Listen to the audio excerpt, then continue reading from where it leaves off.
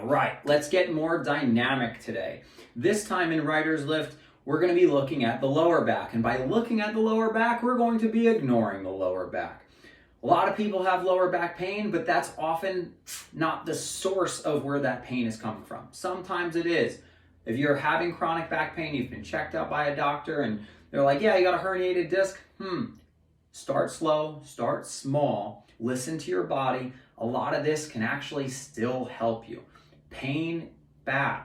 Stay within a pain-free range of motion. If you need support, I'm going to use the wall as support. I'll show you how to engage that as well. But the idea is, a lot of times the hip flexors, the muscles through the front part of our hips, are what's pulling the spine into what's called an anterior tilt. And this puts this like shelf on the lower back.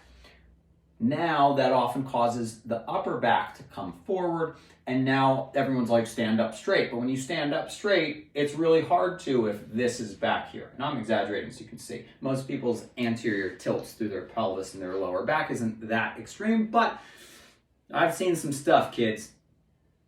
It ain't pretty.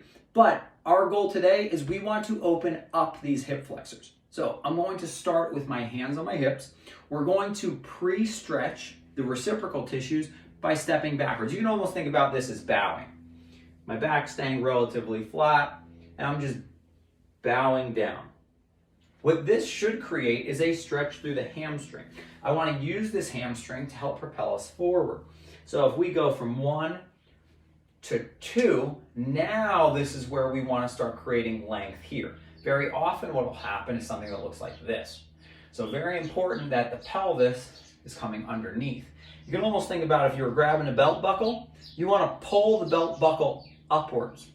You don't want the belt buckle to aim down because that's going to create more motion coming from the lower back as opposed to the pelvis. And this is where we want to get most of that range from in this pattern. So we're going to go through, so those are the prerequisites. Let's start the timer. We got 5 minutes on the clock. Let's get those hips moving. So I'm going to start with that bow, and I'm stepping forward. I can almost use my hands to help push my hips forward. I can push my hips backwards, push my hips forward. The more my hips do, the less my lower back has to. So we can go straight back and straight forward, or we can start to play with different angles. I'm going to step back and out, and then forward and across. And I still want to get through that hip flexor so my lower back doesn't have to do it. So this is almost going, my left foot's going southwest to northeast. But I can also do the opposite. I can go southeast to northwest. Butt back to butt forward. And this is all working this right hip flexor when I come forward, right hamstring and glute, right hip flexor and groin. Okay, so let's do those now with the other foot. So same idea. I'm going to have my left foot as my base. I'm stepping back with my right, forward with my right. Hips back, hips forward. Notice that my lumbar spine, my lower 5 vertebrae, they don't have to do a lot of the motion. And that's our goal. Don't want them doing too much of the work.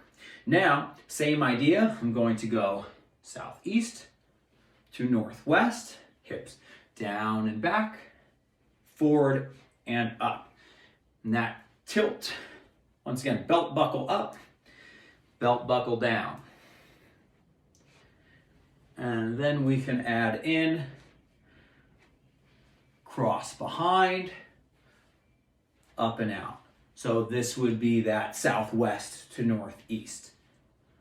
And getting through the hips can take a lot of stress off of a lot of tissues.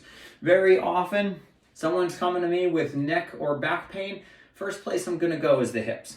Don't want to spend too much time at the site of pain. I want to look for the causes. So now I mentioned the wall. If you're having trouble getting forward, I'm going to use the wall. I have one foot right up to the wall. I'm just reaching my knee for it.